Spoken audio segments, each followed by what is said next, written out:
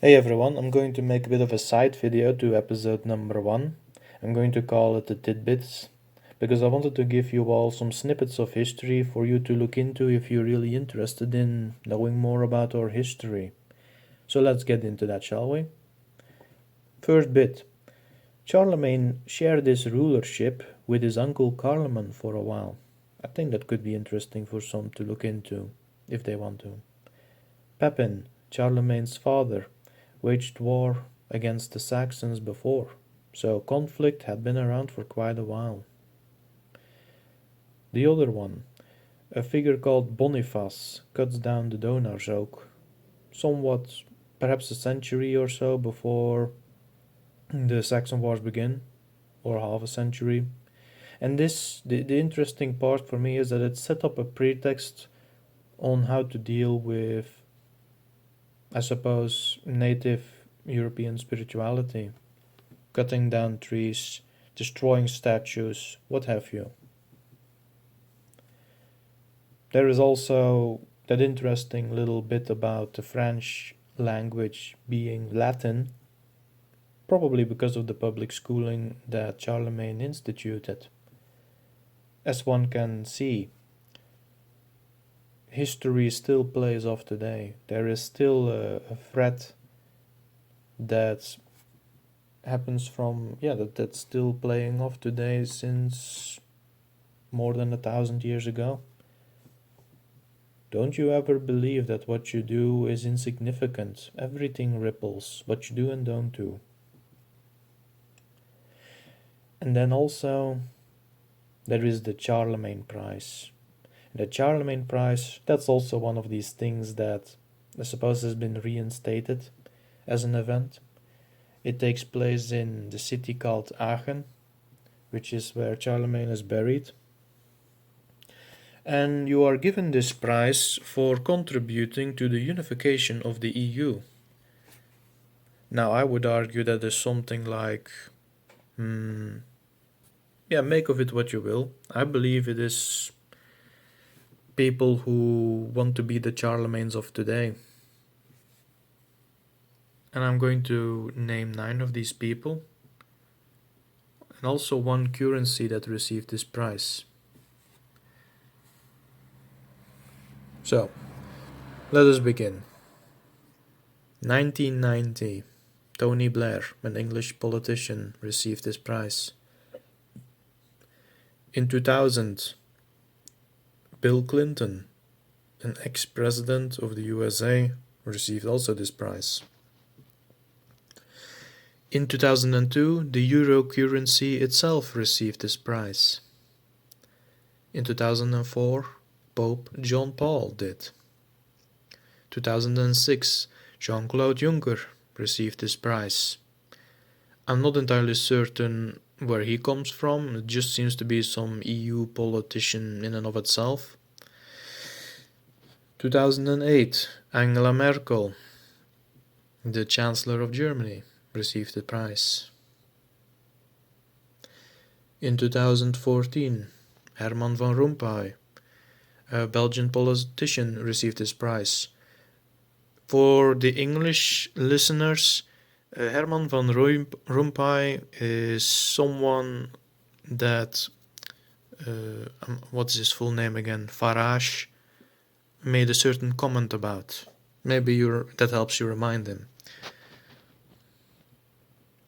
2015, we have Martin Schulz, which is a German politician that received this prize. 2016, Pope Francis received the prize.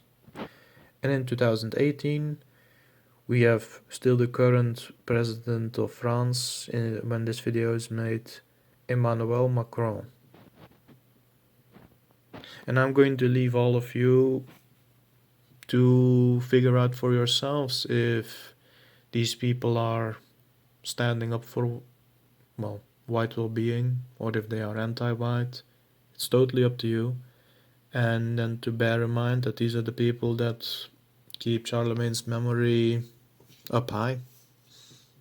You do with it what you will. This is history, and actuality for that matter.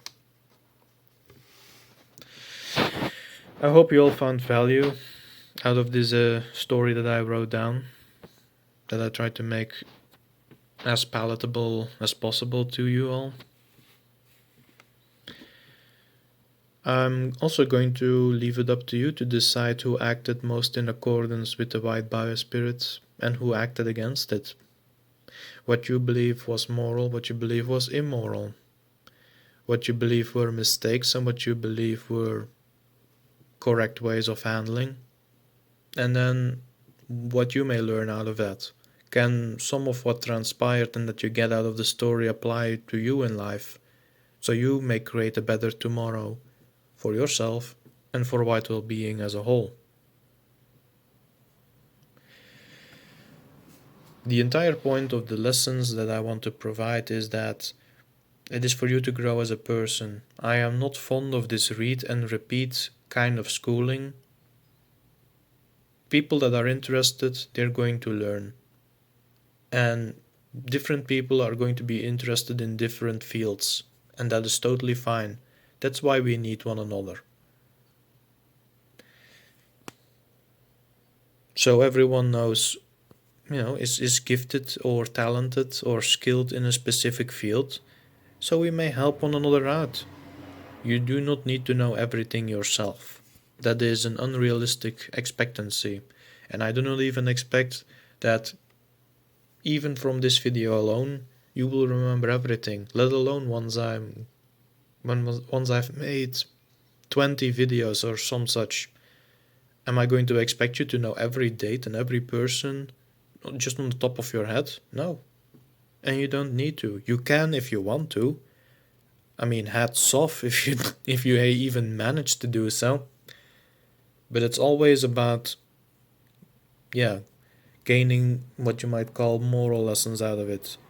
The ability to be introspective, the ability to imagine, and that you gain a love for our history and our people, while keeping in mind that we indeed have flaws, that we can be flawed, but we can also be heroic and virtuous. And with that said, I'm going to leave it there. I enjoyed it very much. My name is Hans Hugren. For those who want to know, you can always seek me out. I will always humor people that have questions, if I can. Maybe eventually there's going to be, hopefully a few hundred or a few thousand people are going to find an interest and follow this. So bear with me. I'll answer who I can when I can. But I'm also just one man. I think we all can understand that. And I'm going to sign off now. You all have a good one. And don't forget to make history yourself. Bye-bye.